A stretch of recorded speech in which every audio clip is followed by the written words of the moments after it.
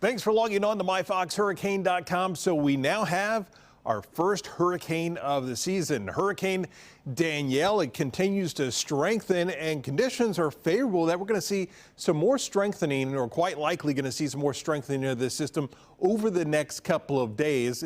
You see where it is. It's across the North Atlantic, so no issues whatsoever. Even though we are talking about our first hurricane of the season, we also continue to watch these same two areas. That one out towards Africa, you can see the percentages just continue to go down on that system. Really not looking likely that it will form and do anything. So here's a closer view of now Hurricane Danielle, and you can clearly see the eye with this. Still somewhat ragged, a lot of convection on that northwestern, western side, and you're seeing it starting to wrap around the center of this. So it is getting better organized. So those are signs that is going to continue to increase in intensity. Still over some relatively warmer waters in this area, and the wind shear continues to be light. Those are all favorable conditions that suggest this will just continue to increase in that intensity. But you see, it really hasn't moved all that much. So at some point, that upwelling may start to become an issue, but it does look like it will start to move somewhat over the next couple of days. You can see right now, basically stationary, moving to the west at 1 mile an hour. Winds right now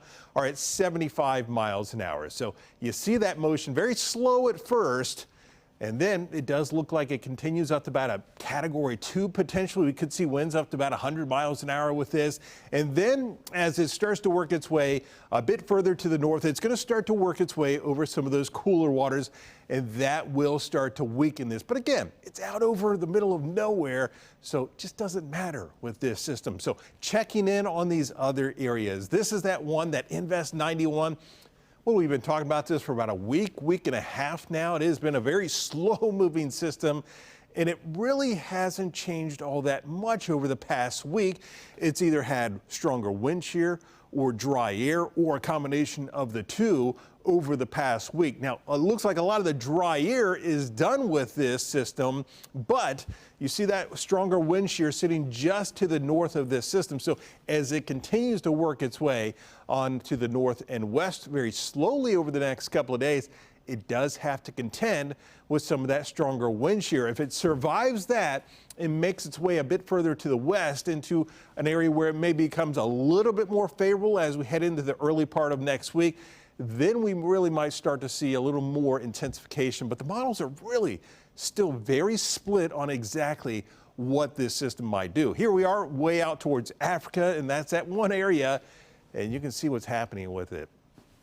Dry air out in this area, so really kind of taking hold of this system. You've seen that really deep convection just kind of going away with this system. So it's going to just continue to struggle. I don't really expect anything to happen with it. So here's that Invest 99, or 91 rather, still a very broad area of circulation, or broad low pressure. So really not a confined low pressure with this, kind of an opened up system.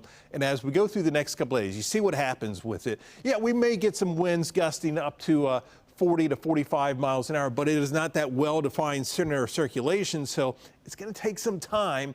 But at least with the Fox model suggesting as we head towards Monday, we might actually get that closed center of circulation. But still, we're not talking about a very well-organized system by any means. I think this is still going to remain a fairly ragged system all weekend long. Now, the GFS takes us very quickly onto the north and east and really intensifies it. So it kind of moves it through that wind shear and puts it into a much more favorable environment. At this point, that just doesn't seem all that realistic at this point. So this is much more along the lines of what the European is suggesting, keeping this as a weaker system further to the south. Now, it does eventually turn it more towards the north. So as far as any concerns across the U.S. coastline, at this point, we're just not seeing that. It doesn't look like it'll be heading in our direction. Here's the European and the GFS. You see, basically sitting right on top of each other. We've been showing this, for days now?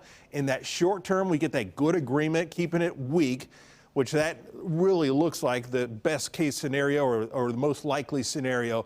And then it's once it moves through that area of that stronger wind shear and it finds itself maybe in a better environment, what exactly happens with this? Well, you can see what the European does with the white lines. it really doesn't do anything with it. And then you got the complete opposite. At this point, you've got the GFS sliding onto the north and east as a much stronger system. I can say at this point that GFS solution just doesn't look all that likely at this point. Just doesn't make a whole lot of sense, just given what we've seen with this system and its potential over the past several days. So it looks like it'll probably end up more of a weaker system, but still those fine details we're just going to have to watch and wait and see over the next several days. Of course, we're going to keep you updated right here on MyFoxHurricane.com.